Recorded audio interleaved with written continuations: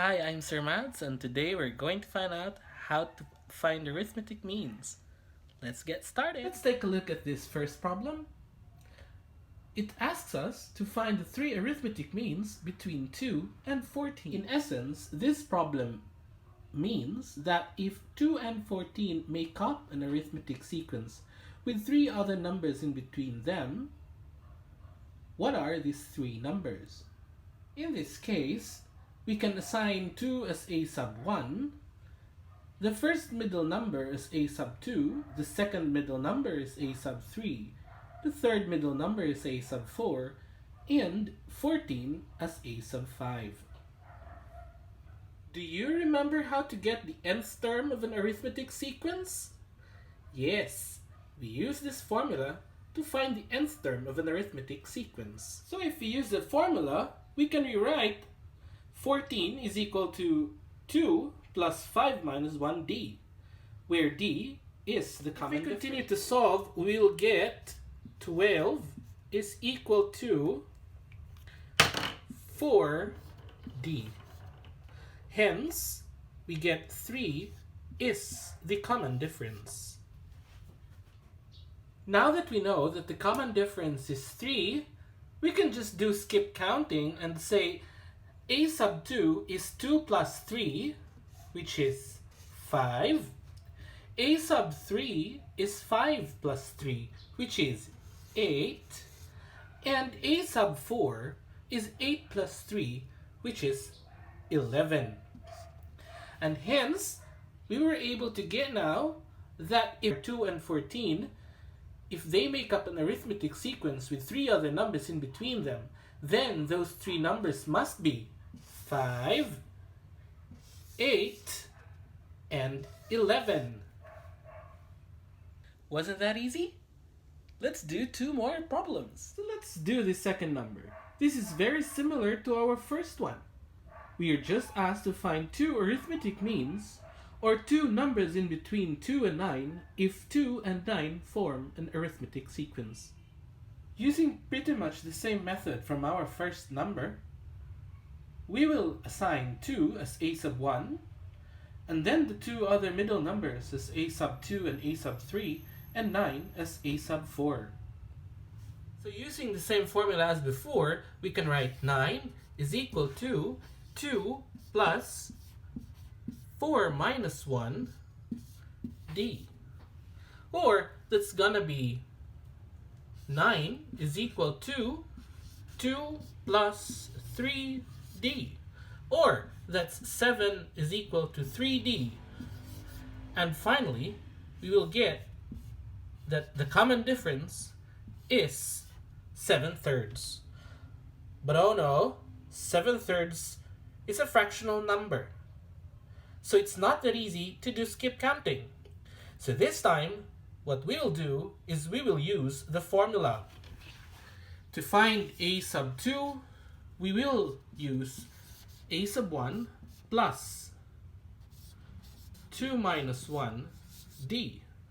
Or, that is 2 plus 1 times 7/3. Or, that is 2 plus 7/3. Or, that is 6/3 plus 7/3. Or finally, that is 13/3. This must be a sub 2. Using the same handy formula, we can also solve for a sub 3, which is just a sub 1 plus 3 minus 1 d, or that is 2 plus 2 times 7/3, or that is 2 plus 14/3, or that's 6/3 plus 14/3, which is 20/3. And this must be our a sub 3. So, what are the two arithmetic means between 2 and 9? These are 13 thirds, and 20 thirds. Got it? Our third problem gets a little bit more interesting. Why? Because the sequence is decreasing. Take a look. It says insert 3 arithmetic means between 3 and -5. So if you will see, our sequence is in descending order. It begins with 3 and ends with -5. But nonetheless, we can still use the same method as before. We assign 3 as a sub 1 and -5 as a sub 5. And using the same formula, we will be able to get -5 must be 3 plus 5 minus 1 d.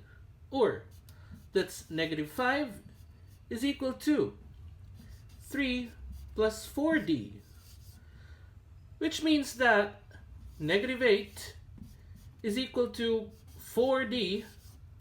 Or finally, we get -8 quarters, or that's -2, is the common difference. Fortunately, -2 is a whole number, so we can just do skip counting once more. We begin with 3, and what's next? That should be 3 minus 2, which is 1. And next, that must be 1 minus 2, which is -1. And what's up next? That's -1 minus 2, which is -3. So, what are the three numbers between 3 and -5? If they form an arithmetic sequence, they must be 1, -1, and -3. So as you can see, it's really very easy to find arithmetic means. All you need to do is remember the formula for the nth term in an arithmetic sequence, which is a sub n is equal to a sub 1 plus n minus 1 d. That's all for today, folks. See you next time.